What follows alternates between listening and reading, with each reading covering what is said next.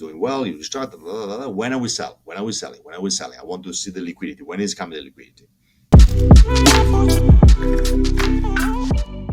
Thank you so much for tuning into Journey with Christian D. Evans podcast. I'm your host, as always, Christian D. Evans. And guys, we have a very special guest on today. He is the chairman and chief executive officer of Private Investment Family Office, his private family office, Fidia Holdings. He talks to us about the asset classes he's focused on, which is we're going to be talking about this journey of exiting a pharmaceutical company, and then also what his investment thesis is.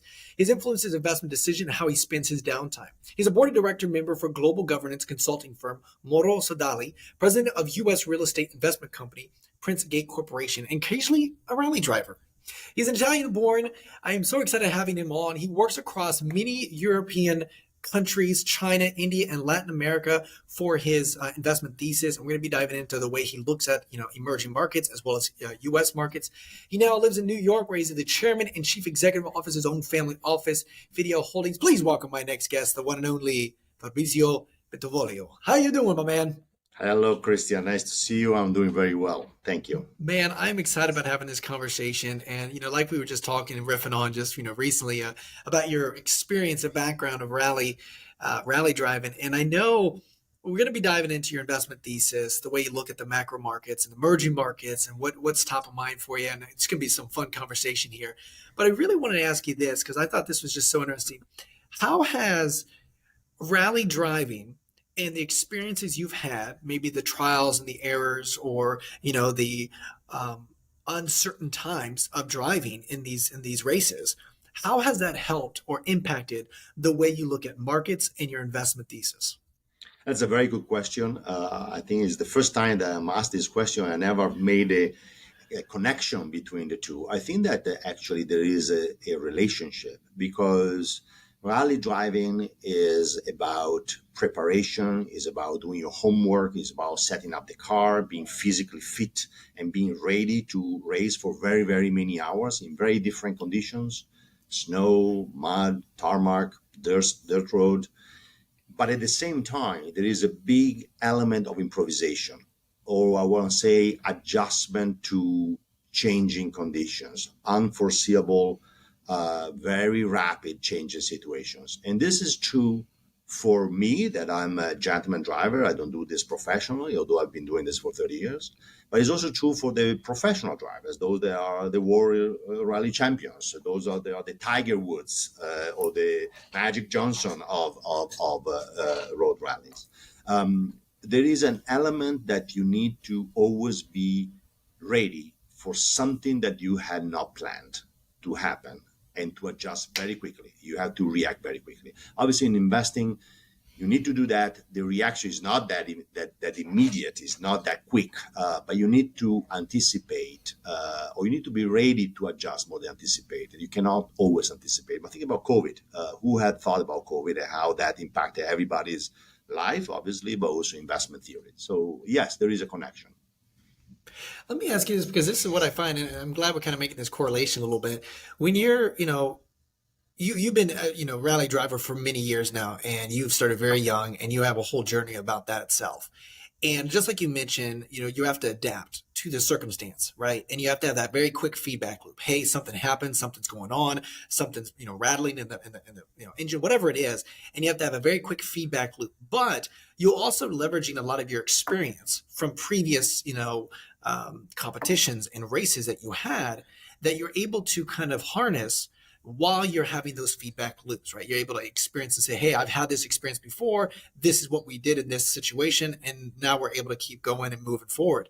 And it's the same thing with a little bit of investing as well, right? There are certain, certain situations or uncertainty, or maybe like right now, the macro economy, things are happening. You probably see these patterns before, and you're able to make that linkage. Can you walk us through a little bit of how you do that in regards to maybe just, as a rally, how are you leveraging like a lot of your intuition, but also your experiences, previous experiences, and how that kind of leverages into your investment thinking? So in sports, all the sports, even the individual sports like tennis, is in reality about the team. Is about the support you have around you, the people you work with, you train with, and that are instrumental to the success, whether it is the finals of Wimbledon, where it is a soccer final with 11 players on the field. It's the same in rallying. Even though I am driving the car and I have next to me my co-driver, so we are a team of two, and we need to have a very good connection and a very good um, uh, relationship, because I have to trust him what he tells me to do. He basically tells me to go left or right, and he has to trust me that I'm not going to crash the car. I'm not going to kill him. It's a joke, but it's a lot of trust when you put yourself into somebody else's driving a very fast car on a jump, for example.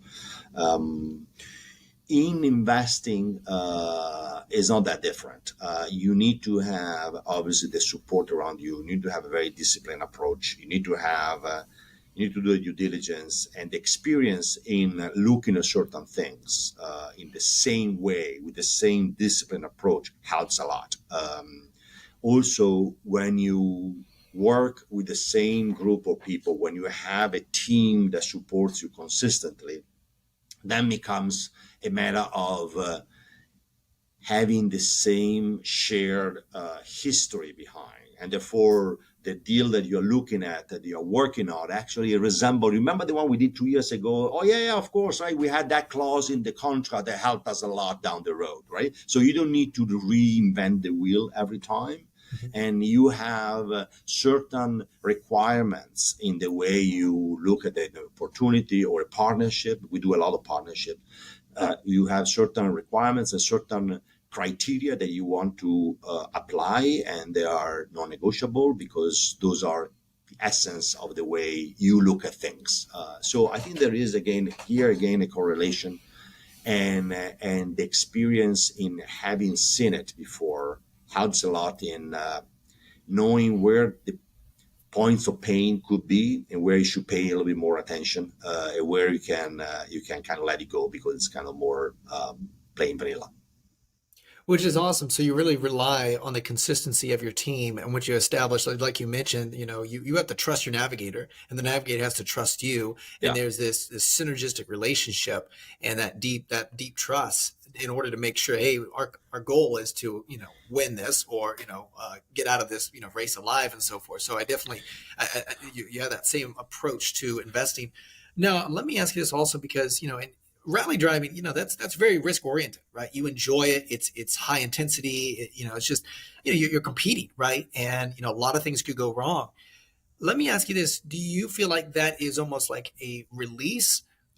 So you don't leverage a lot of that risk association into your investment thesis, maybe a little bit more disciplined, maybe you're more like more risk adverse, if you will, in your investment, and this is more of just an approach to be able to release that risk and enjoy that competition and lay it on the line? Or do you bring that in from your rally racing, do you bring that into your kind of investing thesis as well, and saying, hey, you know what, we only have one life to live, let's lay it all on the line when we're investing into these companies and so forth? How do you approach that in regards to risk? Yeah, it's not the latter. It's not like I have one life to live. Let's go all in.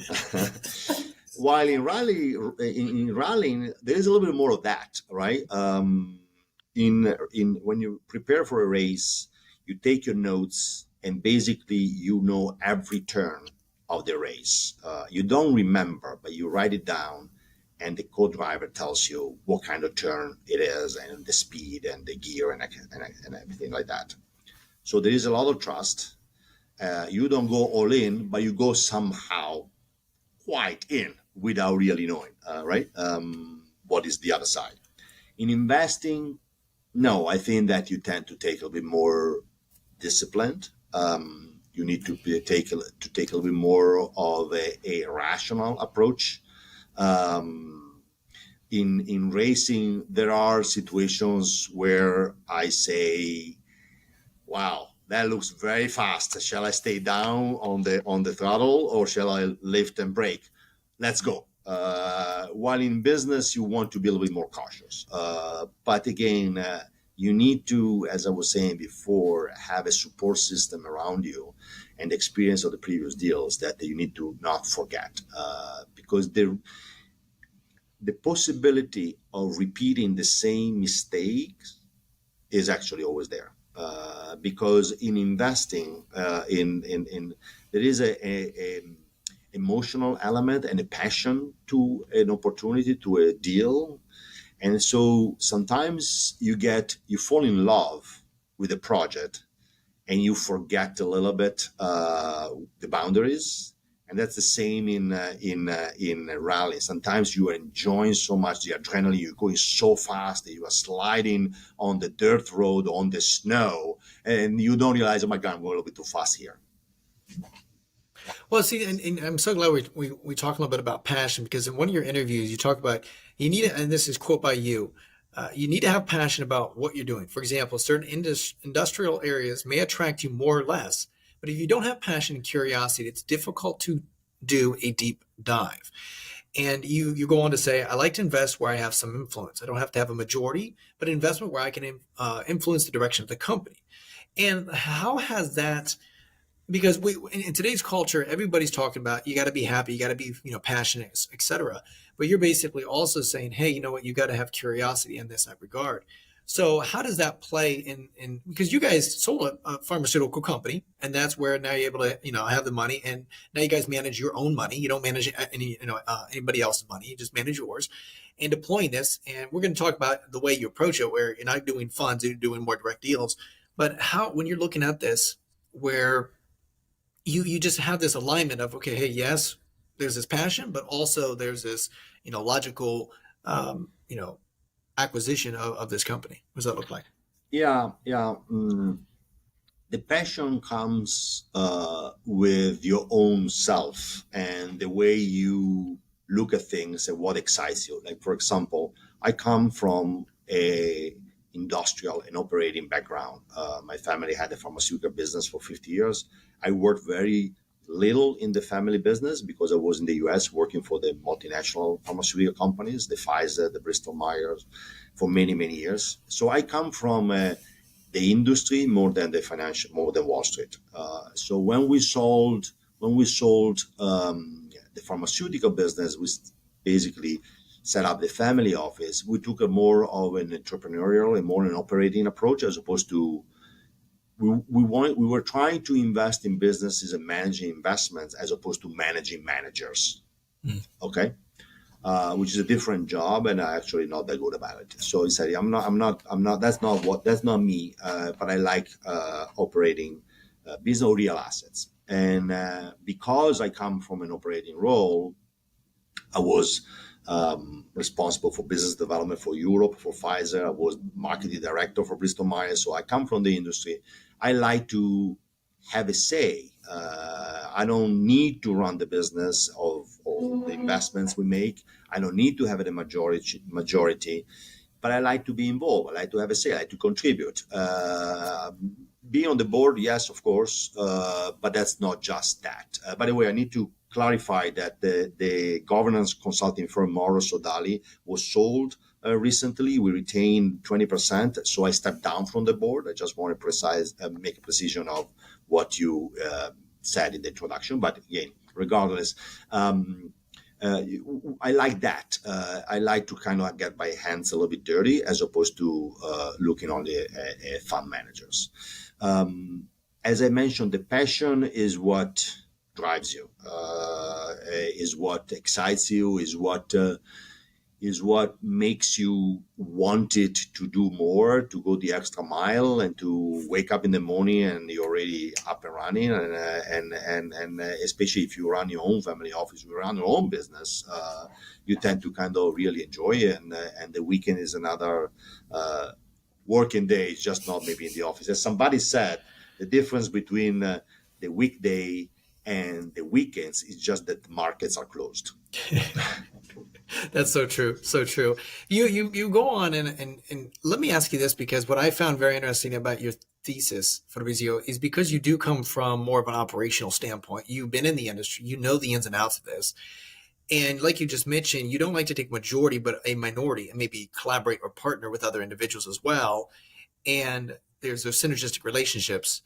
But you like to have your hands on, mainly, and correct me if I'm wrong, because you come from the experience, you know what you're doing, you know how to operate this, and really how to, increase margin or scale the company, or, hit those certain metrics that you're looking for in the next 24 months, whatever it is.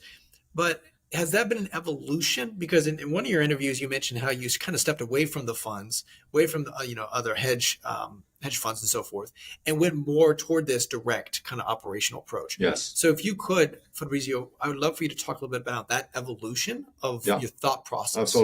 Absolutely. So when you start a family office or you become more active with an existing family office, there is a cycle, there is a learning experience. At the beginning, and I might oversimplify here to make the point, you really don't know what you like. You also don't know what you don't know. So you need to experience a little bit. You need to make some mistakes. You need to make some investments. And I found very early on that the best way to learn, if you had an interest in an industry, for example, was to make a small investment that would give you a foot in the door. Because when you have a little bit of money down, you become much more aware, much more interested and focused, and your attention span is much more active than if you are looking from the outside. For example, many years ago, one of the first investment we made was in the energy, renewable energy.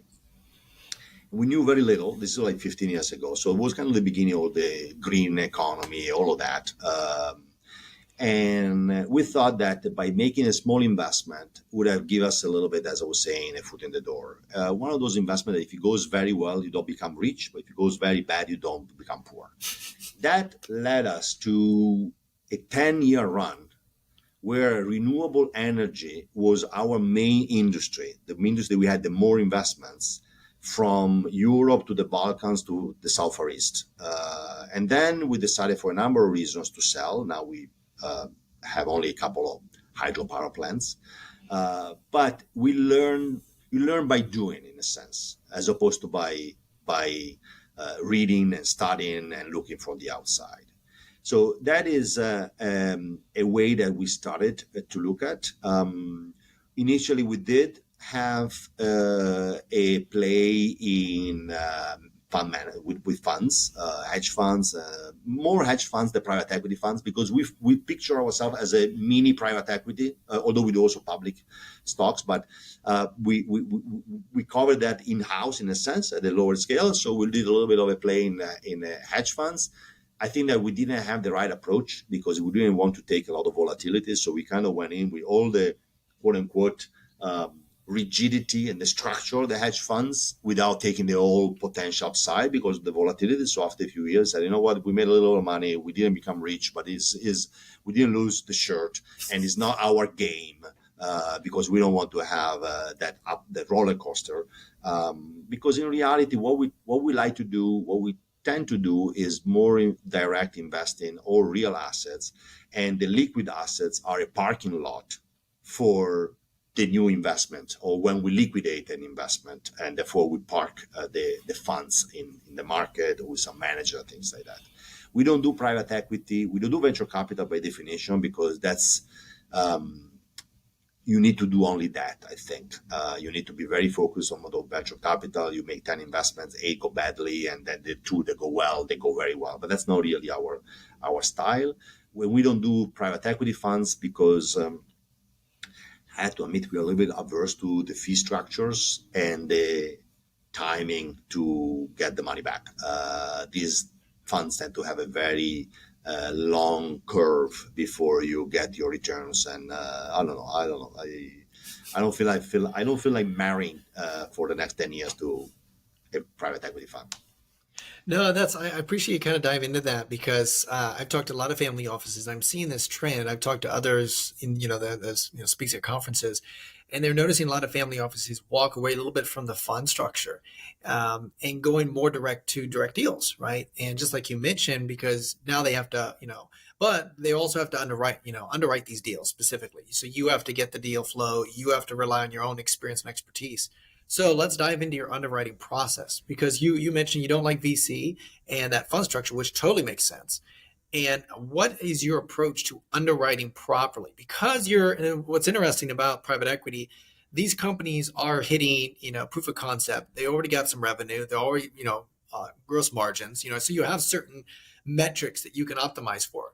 But also you have to optimize for the team. And I understand that as probably part of your underwriting process. So when you're looking at this, because you come from the industry, pharmaceutical industry, you're probably very privy on a lot of this stuff. So you know how it works, you know what you could do. So not only are you looking at the KPIs where it is, but what you guys could do as well, right? Your operational skills, your Yeah. ability, your own expertise and experience, and how you could influence maybe your own ecosystem, not just writing a check, but also your Right. Rolodex. So when you're looking at these companies, what is your underwriting process? How do you look at that? I know it's kind of a large question. And I know that's very contextual depending upon like what industry and what vertical and whatever. But let's start there and let's dive into that. Yeah. First of all, I want to clarify, we've been in pharmaceutical industry for very many years. I worked for many years in multinationals. We do not invest in pharmaceuticals now. The reason being is that when we sold our business, we had a lot of opportunities that came to us. A lot of people knew us. So I said, hey, you just sold, why don't you look at this, at biotech and, mature products, etc. And we looked at a number of these things, and we decided, I don't know if it was right or wrong, that we did not want to buy another company and run another business. And pharmaceutical, especially if it is ethical products and research-based products, is very intense, very specific. You need to be really very focused and doing that every day. The science, the IP element, the research element is something that you cannot improvise, 2 days a week, because the other days of the week you're working on real estate, for example. That's what you have to do. So we were not committed to that, and we decided not to. It's too complicated. We got a number of opportunities. I still get a little bit of the vibe when they come. I actually read them because I always, it's almost like the first love you had. You don't forget. But we haven't been investing. What we do right now, what we have been we're actually pretty disciplined in doing. We look at what I call growth capital, companies that have a defined business model. They have revenues. They might not be profitable. They have a business model that has been proven to work, and they want to expand, whether it is different geographies or different products or just growing within their own markets. And they need capital, but they need also access. They need also some soft competencies, where it is networking or where it is access to different markets or different capital markets. And I give you a couple of examples. We've been involved with in the energy space, one of the companies that had a very interesting project. They were looking for important financing from the World Bank, and it was difficult for a small company to get that kind of speaking that kind of language. So we happened to meet them. We happened to know a little bit, have a little bit of experience, and we kind of say, I'm going to make the investment and I'm going to help you out to get that financing, which we did. That was very important because it was not just money, but was having a major institution as a partner, right? So those types of things we like to do. Another example is an investment of a small European-based service company. They wanted to make a much larger acquisition in the US, a leverage buyout. But when you're small, you go to America, you buy a big company. You speak the language, but it's different. So we helped them out to make some introduction. We ended up investing the money with them and making the majority of the equity contribution. And the company was successful in acquiring a competitor in the US and became one of 3 global players in that specific niche. So we like to contribute. We like to be involved when we can. But if you read between the lines, the recurrent theme here is partnering, is competencies, and surrounding yourself with partners and professionals that are very good at what they do. I don't need to be told how good I am. I actually prefer to be wrong if somebody knows better than me something. And I like actually that challenge. I like that stimulation. When I say that, and I say this often when I'm asked, when I speak at conferences, it's obvious, right? You always want the best around you, but it's not that true in life, in business life. I mean, a lot of people don't seek that kind of challenge and don't seek the kind of competency and support around them. So we try that. Also, we are a small firm. We want to stay small. So I don't pretend to have all the capabilities in-house. And when we partner, we tend to piggyback on other people competencies at work. Like, for example, heavy lifting due diligence. I don't want to have 20 analysts doing that. If somebody can do that for me and we partner together, and that works very well for us as well. Yeah, and I'm a big believer in partnership and collaboration and find those synergistic relationships, because at the end of the day, it's like, hey, you know your thesis, you know your moat, which is like, having the connections of the Rolodex, and then someone may be very articulate and very detailed in their underwriting of that XYZ industry or whatever, and so hey, you know what, I'm going to rely on you. Let's go together, and of course, let's collaborate and help this business. But I want to loop back on what you said. So correct me if I'm wrong. It doesn't sound like there's like a hard blueprint of, okay, hey, we want this to be a profitable business, we want this to be this, we want to be this industry. It seems like you're very industry agnostic, and then it's very contextual. So you look at the deal and say, hey, well, what value can we bring to this company? They may not be the best margins right now, they may not be the best profitability, they may not be a $2 million a $10 million EBITDA business, whatever it is, right? Maybe these certain criteria. But you go in and say, and correct me if I'm wrong, Fabrizio, you say, hey, how can we add value to this company? And is this possible to collaborate very strongly with this company? And if so, wonderful. Is that correct on how I'm thinking about it, with the way you approach it? Yeah, and I'll build up on that a little bit. When I started with the family office 15 or so years ago, the first exercise that we did was to decide what not to do. That is not a small thing, because you want to eliminate. Think about this. You try to drink water for a fire hydrant. There's a lot of water coming at you. There are a lot of dealers coming at you. You cannot look at them, all of them, right? Sometimes I go to conferences and I hear this fund manager say, "Oh, last year we reviewed 2,000 deals." I lose credibility. They lose to me credibility right away, because you cannot possibly look at 2,000 deals. It's like database searching, right? That's not looking at deal. So we decide what not to do. We decide not to do anything that is IP intense, IT intense, software, those type of things. At least back then, because it's not our expertise. Yes, we do not have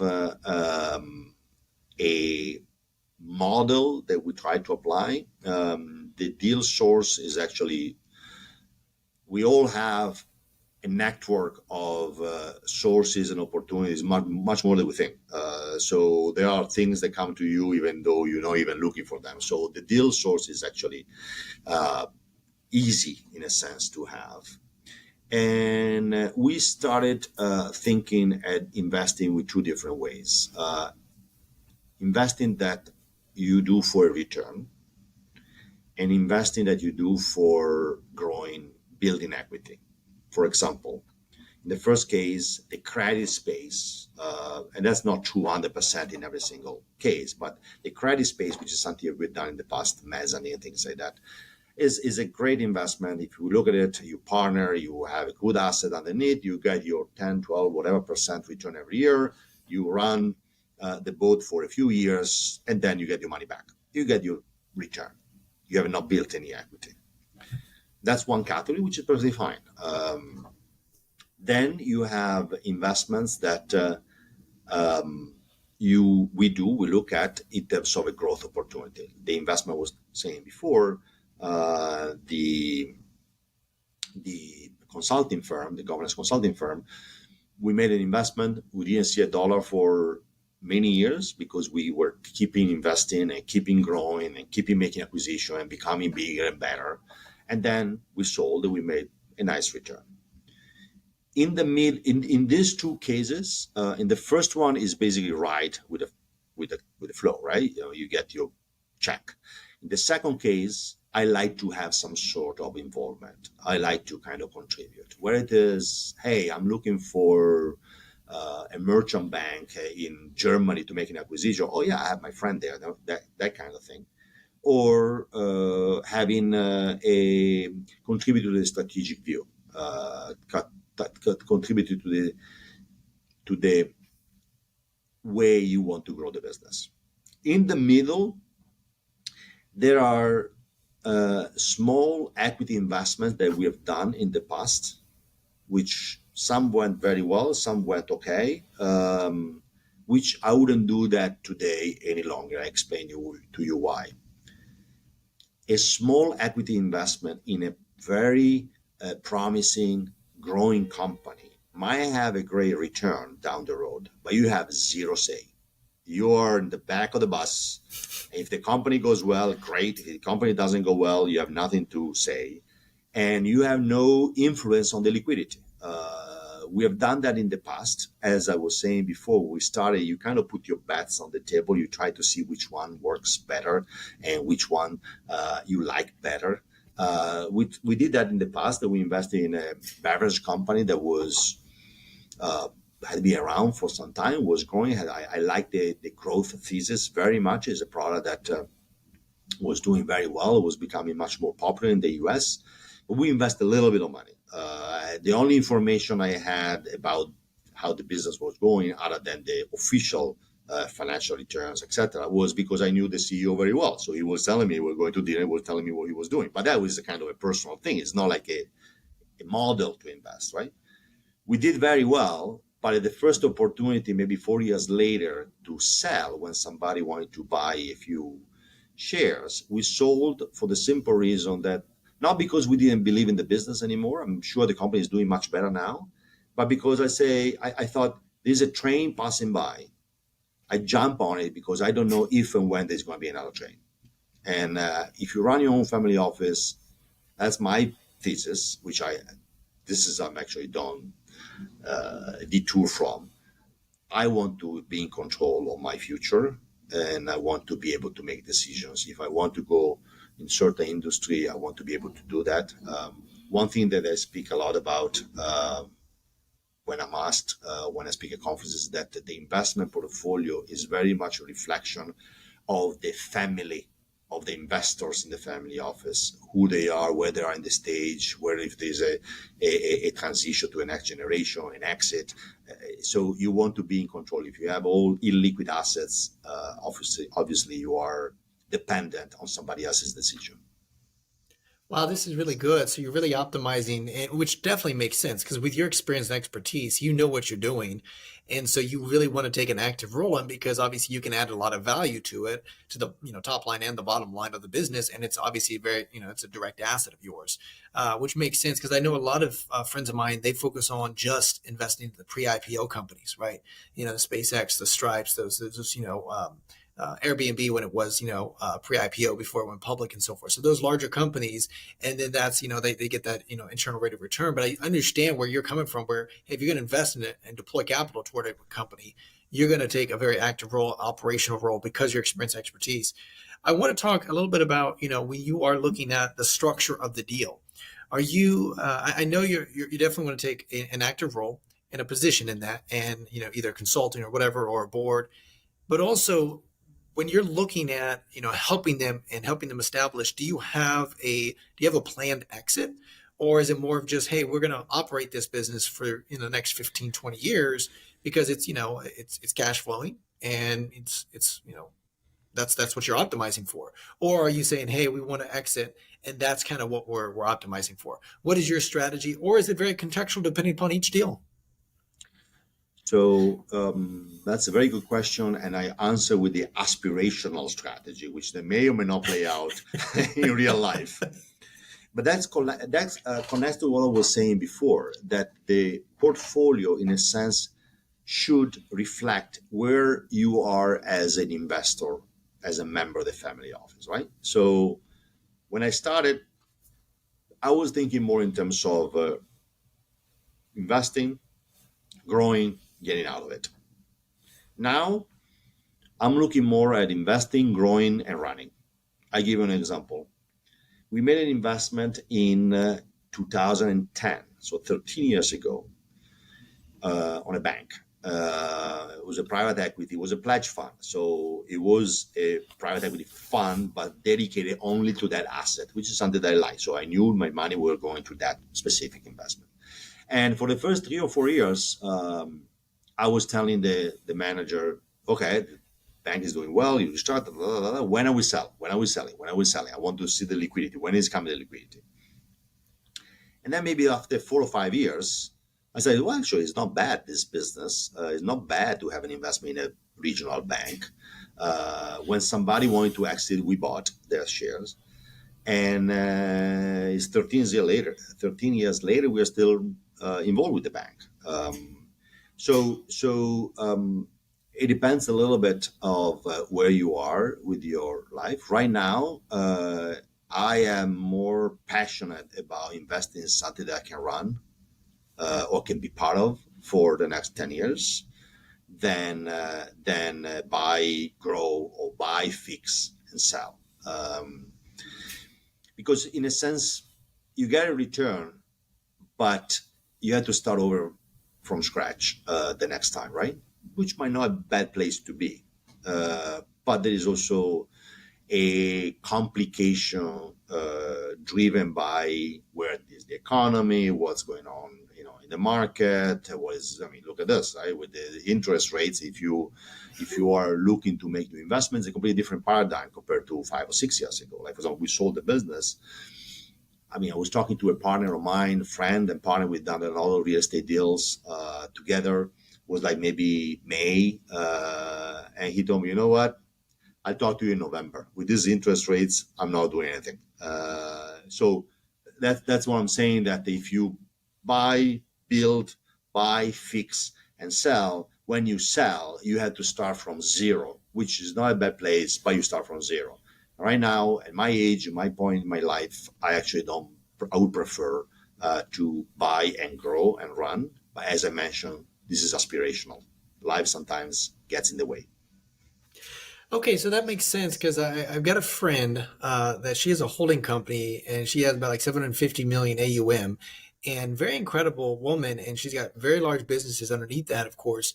And the way she thought of it, just very similar. And she wants to buy and hold it, of course, right? And have that approach and where that now it's cash flowing and so forth.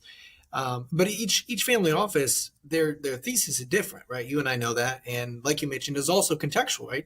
If there's the right, someone writes the right check and they say the right number, you're like, okay, sure, we can exit with a M&A or whatever that looks like, or whatever the approach is. So it is very contextual. You're open to both strategies, but the reality is you're kind of optimizing for that operational hold long term. Which is now I want to ask you because you talk a lot about synergistic partnerships and collaborations. And whenever you're, maybe that might be with, another family office, maybe that might be with other, maybe a syndicate of other investors, whoever it is, with the collaboration of, investing and deploying capital into that business, whatever. I don't know what that looks like, but how do you underwrite those other investors? Because at the end of the day, when you're deploying capital with other people, you're in bed with other individuals, right? You got to make sure, hey, are we all, not only are we talking to founders, right? Or the CEO of that company, cool, but also, hey, I got to get along with this other investor. And, let's be honest, right? Pride gets in the way, relationships get in the way. It's nasty business, right? And so, how do you navigate that as someone that's very strong on synergistic relationships and collaborations and joint ventures? What do you look for? What's a hard no? What's a hard pass? What's a red flag for you? What does that look like? So I have a couple of criterias that are non-negotiable. For example, if I invest in a business that is still early stage, as I was mentioned before, maybe has a business model already developed and making booking revenues, but it's not profitable, but it is a growth opportunity. I want to be very closely tied to the founder CEO. So a drag along, tag along clause is non-negotiable. I need to have that because if I invest in your business, Christian, and I like you, and I like your business model, and I like your idea, your vision, your strategy, I want to be with you. And if you sell, I sell. If you invest, I invest. If you go right, I go right. If you go left, I go left. Because you are kind of the essence of the invest of the business and the reason why I invested. It's not that complicated, right? You don't know how many times I raised this, and the founder, the company I'm investing in, say, "Oh, nobody asked for that." I said, "Really?" A lot of people don't. And that's a pretty simple clause if you think about it, right? The other thing that when you look at partnerships is very important in my mind is that you have an alignment of interest. It's pure textbook, right? MBA 101. But it's not that simple to put in place. You need to have an alignment of interest and the same time horizon and the same commitment. A friend, a very experienced investor, much older than me, many years ago, told me when somebody offers you an investing opportunity, ask him or her, how much money are you putting down?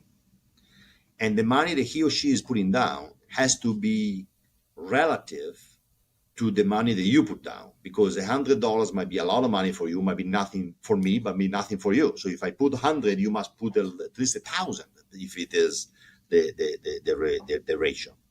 That's very important because you want to make sure that the relationship lasts over time and is effective and productive over time. Things change. Things change. People have different needs. They grow, families, they move. So if you need to hold on the business, you need to be able to hold on the business, right? And if a partner has much deeper pocket than you, well, he or she can hold on losses, for example, okay, put more equity in for the next 10 years because it's a rounding arrow for him or for her. And maybe it's not for you, and vice versa, obviously. So that to me is very, very, very important. And it has to be something that is ideally a requisite that you can anticipate is going to be the same going forward. Obviously, as I said before, you don't know. You need to improvise. Remember the racing strategy. So you need to be able to kind of feel that that is going to be there, and you will have an alignment of interest. Okay, so there are some hard non-negotiables, but also it's just, like you mentioned, that feedback loop of those relationships, and you got to feel that out and navigate that accordingly. Like you mentioned, and there are certain, green flags. So I appreciate you kind of explaining that, because I always found, relationships are tough, right? And definitely when you're talking about money and you're talking about business, and it's like, what, you got to make sure that you got your T's crossed and I's dotted, if you will, right? Everything, kind of, spot on.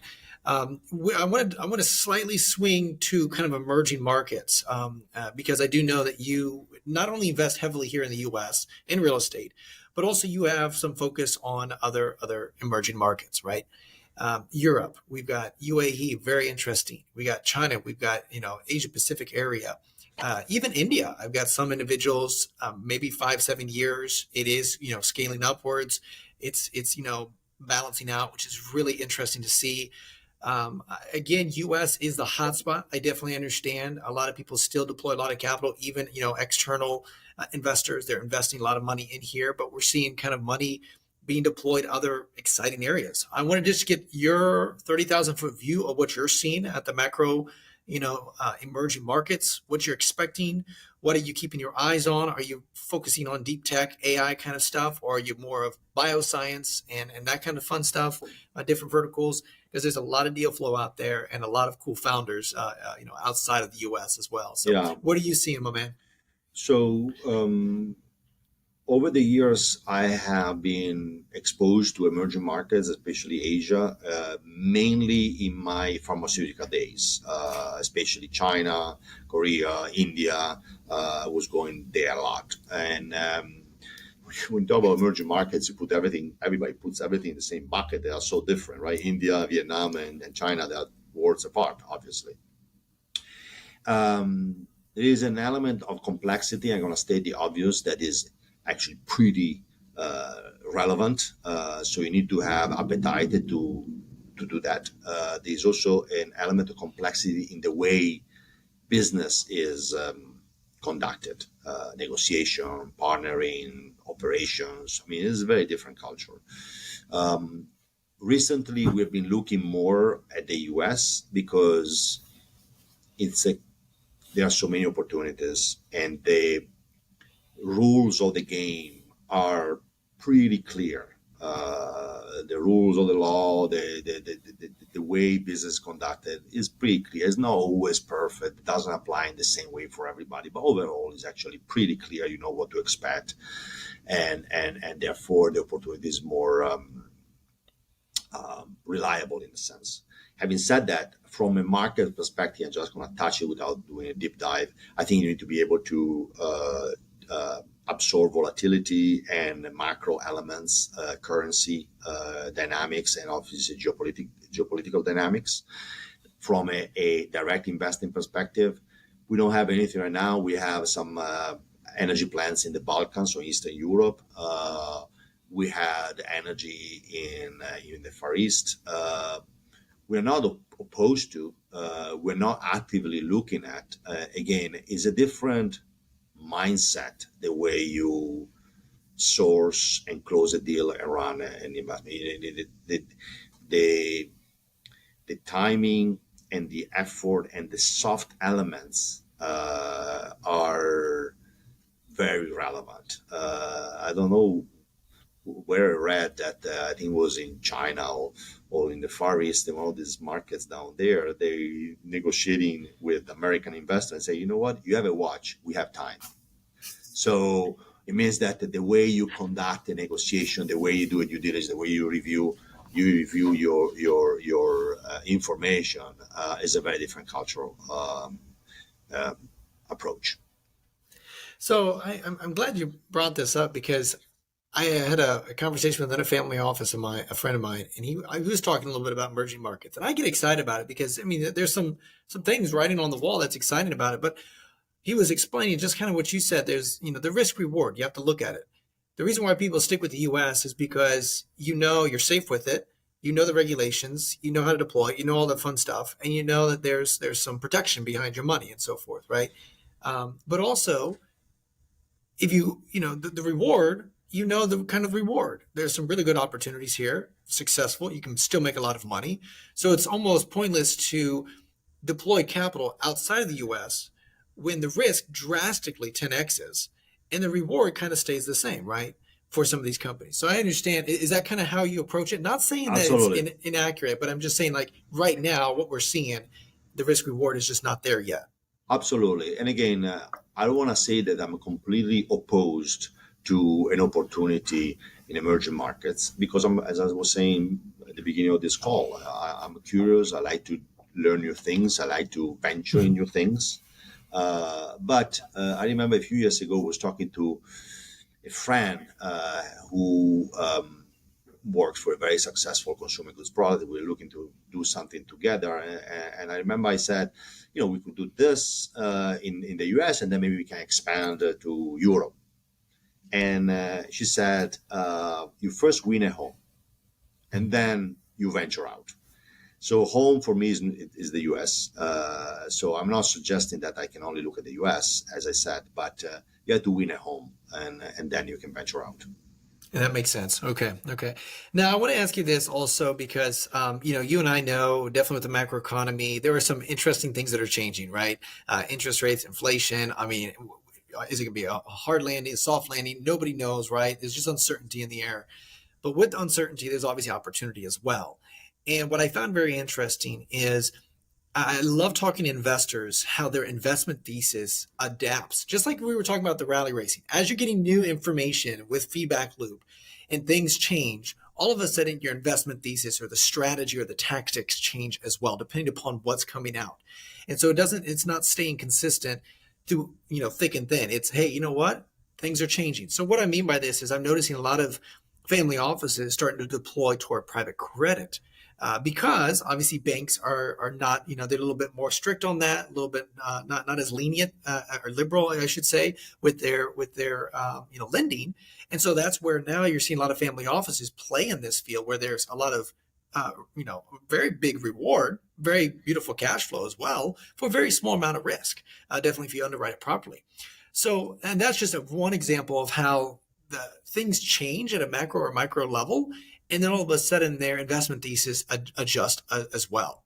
And I want to ask you, when you're looking at things change, are there certain leverage points? Are there certain KPIs or certain metrics that you're looking at in the economy or in just, in the way you strategize and say, okay, hey, you know what? Things are changing. How are we going to take on this opportunity? And, leverage your resources, leverage your Rolodex to adjust your investment thesis according to the economy. Yeah, you have to do that because the environment out there is so in evolution, so dynamic, and things happen so quickly, right? Think about COVID. I mean, who could have anticipated that? And think about the consequence of COVID. You touched the credit space, which is something that we look at. We had investment. We have been looking even before COVID for many years. We're looking at it right now because the traditional lending froze or became very complicated and bureaucratic. Banks were working, but were working slowly. The private credit space became actually a great opportunity, which was before, but became even more so. So that's absolutely something that everybody needs to kind of be open and aware, and have the antennas, the radar out there to kind of detect these type of things. In our case, because we are a small firm, because we are a single family office, because we don't have a mandate to deploy capital, I always say I can push on the gas or I can push on the brake. There is no fees for me to success fees for me to deploy capital, differently from what a family office or private equity funds. Like the private equity space now is super competitive, super crowded because there is a lot of money, not a lot of deals, and therefore the prices go up, right? But they have a mandate; they have to deploy the capital, so it's a different way to look at the opportunities. For us, is not the case, but we, as I was saying before, have exposure to very different opportunities through connections, network, partners, former partners, professionals in the industry, things like this, even talking to you or conferences, things like that. So we are always open to learn and to look at things differently because they are presented to us as opportunity. It's difficult for us to go out and identify what's the next theme, but it's more of a reaction, I want to say. But as you mentioned, some of these themes are themes that are there to stay, like the credit, the private credit is certainly something that obviously didn't start now, post-COVID, but has certainly increased. The volume has increased post-COVID. Is a very disciplined, systematic way of investing because you look at the underlying assets and the risk profile and all of that. But also from private credit, there are a lot of private equity opportunities because companies that need funding, restructuring, lending, things like that, they often or could become a private equity opportunity. So you see, that everything is then connected and falls back to the same place. See, what I find interesting, let's dive into this a little bit further because you're mentioning this and I want to kind of, double click on it. Where you are in a situation where you have these conversations, these dialogues with these individuals, you underwrite them and you make things happen, or like you mentioned, you can put the gas on or you can put the brake on, whatever it is, because you're in a different timeline and different time frame than these funds and so forth, which is really unique. And that's why I wanted to have you on, not only with your experience and expertise, but also just the strategy and the way you look at things. So what my question really is this, is like, when there are certain trends that are sexy and hot, a few years ago, crypto, this year now we got generative AI. How do you know when to play those cards and when not to? When to get the emotion out of the way, that fear of missing out, right? Everybody's talking about it. Oh, Fabrizio, you got to invest in this. This is going to be the next, whatever, right? XYZ, right? Fill in the blank, right? All this energy, all this excitement. And as you know, you and I know, nobody's talking about crypto anymore, right? Nobody's talking about their crypto investments, their things that went down to zero and all that fun stuff. But everybody's talking about generative AI. So you as a investor, this is one of the toughest things is your own self, right? You have to make sure that you're, like you mentioned earlier on, discipline. And how do you navigate these certain things where it's like, okay, hey, you know what? Yes, the macro economy's changing. Yes, there are certain trends that are happening. Yes, there's some exciting things. But also Warren Buffett's well known. Hey, I'm going to stick with what I know. Period. That's it. And it may be boring crap, but he's obviously very, very well in that. And there's some that like, hey, I'm going to jump into everything and deploy capital on everything. And some hits, some doesn't. Right? The spaghetti to the wall approach. So you mentioned discipline. How do you handle that? How do you navigate that? And definitely as the leader and the managing partner of your family office. So if I have to identify one area of improvement for me, there are many. But one that comes to mind, as based on what you're saying, is that I'm sometimes too disciplined and too traditional in looking at the opportunity or the approach. But you mentioned Warren Buffett, and it wasn't him, but somebody else, I forget whom, who said, if you don't understand it, don't invest. And that's why I never touch crypto. I didn't get it. I still don't get it. The only way I got close to crypto is that, and I hope I'm not embarrassing myself by misquoting, in order to develop crypto, there is basically you need a lot of energy, and we have energy plants. So it's a way you can convert the energy plant to develop the crypto. And I said, I'm not sure exactly I understand, but that's a good idea. So what I'm saying is that these new themes, some are there to stay, AI. Some, I don't want to say are the flavor of the week, but they could be the flavor of the week. And if I don't understand it, I cannot really identify the flavor of the week versus whatever is there to stay. AI is, I think, something that is there to stay, but it has a huge element of complexity, I think, in this moment, because there is no regulation whatsoever around it. And we are not even close to have any sort of policies, regulations, requirements, do's and don'ts kind of thing. Not even close. So it's kind of a wild west or east. So that is, I mean, it depends on the size, right? If you put like 1% or 2% or 3%, sure, maybe, I don't know. That was the percent that all the funds that were doing crypto say, oh, you need to have 5% of crypto. I don't know. We never did it. We never got close. We tried to stick with what we understand. And that's it. I mean, so it's really cool that you've established that discipline. Have you always been that way, or is that just an evolution itself? Because I see a lot of people, even myself, I get it. I fall into it all the time. I deploy some capital and I'm like, I don't know if I should do this or not, but it's that fear of missing out. You got, you go golfing with your buddies and we're all talking about it, and so you sit there, well, I'm going to do it a little bit.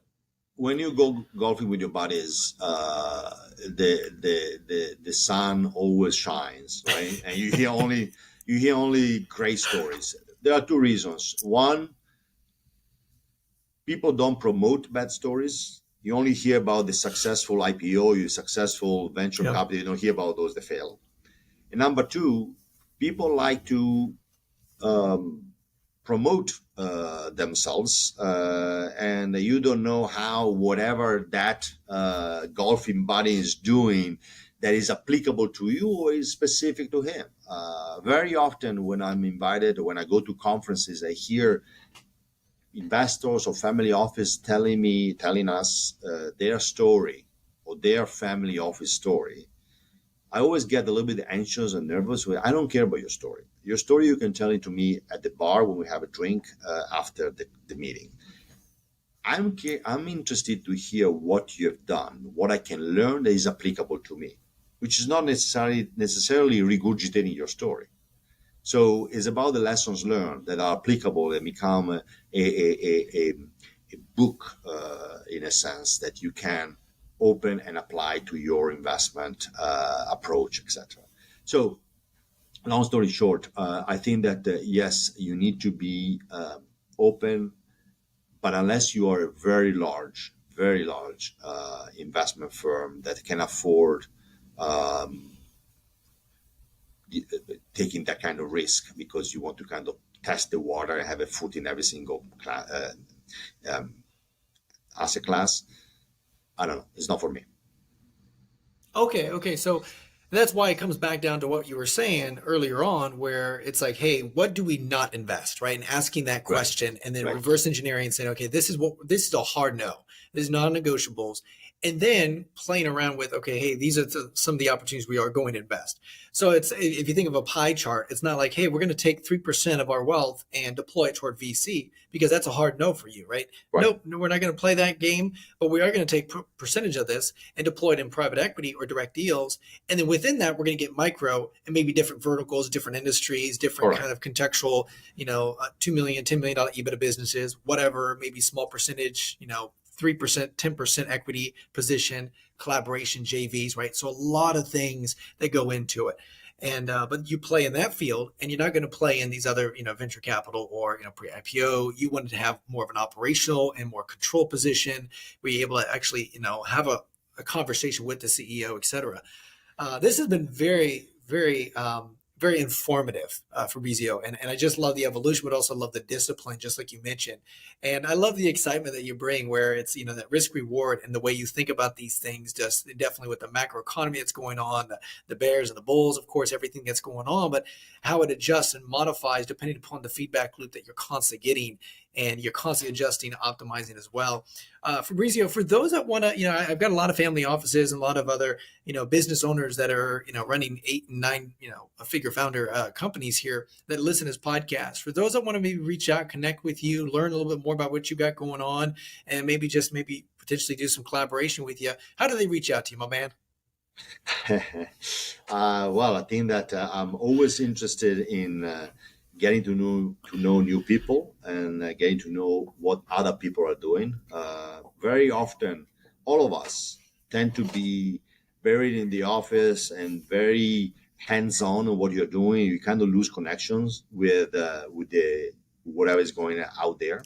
So I can be very easily reached by email. I'm always on my email. I'm always connected. As I said before, weekends are just another day. It's not a time to switch off.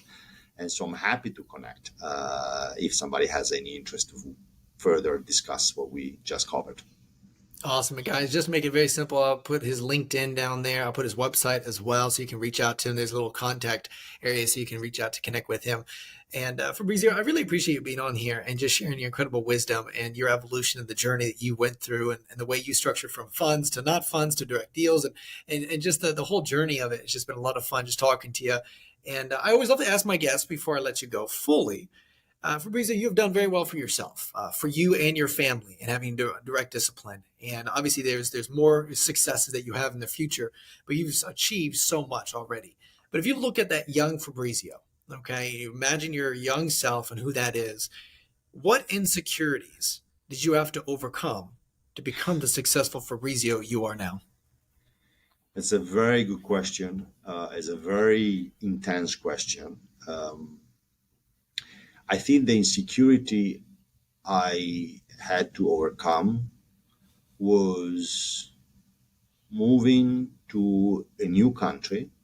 I came here after college and learning on the road, learning by doing, surrounded by really very many smart people that kind of overshadow you in a sense. You always feel humble in New York City or in America in general because there are so many people. No, despite how good you are, despite how successful you are, despite how handsome you are, despite how simpatico you are, there are always people that are better than you, and a lot of them, and they are a lot better than you.